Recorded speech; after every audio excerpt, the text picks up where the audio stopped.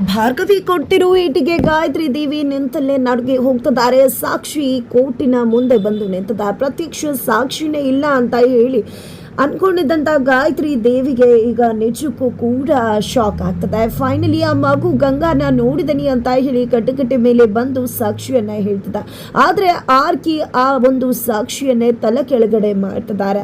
ತುಂಬಾನೇ ಕಷ್ಟಪಟ್ಟು ಸಾಕ್ಷಿಯನ್ನ ತಂದಿದ್ದು ಭಾರ್ಗವಿ. ಬಟ್ ಆ ಒಂದು ಕೇಸ್ಗೆ ಟ್ವಿಸ್ಟ್ ಸಿಗಬೇಕಾಗಿರೋ ಬದಲಾಗಿ ನಿಜಕ್ಕೂ ಕೂಡ ಇಲ್ಲಿ ಆರ್ ಕೆ ಚಾಣಕ್ಯ ತನ್ನ ಇಲ್ಲಿ ಭಾರ್ಗವಿಯನ್ನ ನಿಜಕ್ಕೂ ಕೂಡ ತಲೆ ತಗ್ಸೋ ಹಾಗೆ ಮಾಡಿದ.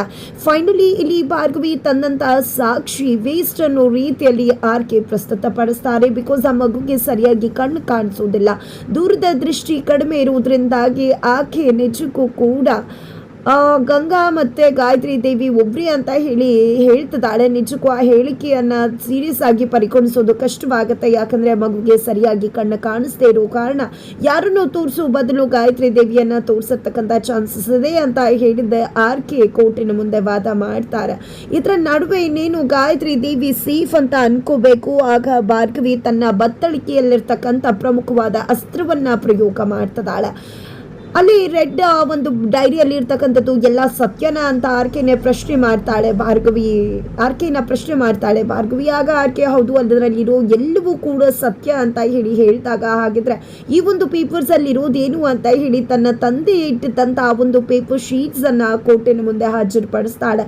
ಅಲ್ಲಿ ರೆಡ್ ಬುಕ್ ಅಲ್ಲಿ ಇರ್ತಕ್ಕಂಥ ಒಂದಷ್ಟು ಪೇಪರ್ಗಳ ಹಾಳೆ ಇರುತ್ತೆ. ಅದರಲ್ಲಿ ಗಂಗಾ ಒಂದು ಹೆಬ್ಬೆಟ್ಟಿನ ಸೈನ್ ಗುರುತು ಕೂಡ ಇರುತ್ತೆ.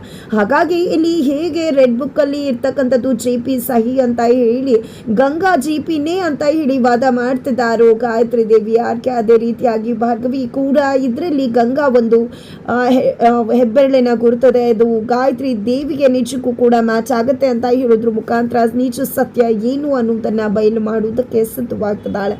ಹಾಗಾದ್ರೆ ಮುಂದೇನಾಗತ್ತೆ ಮುಂದಿನ ವಿಡಿಯೋ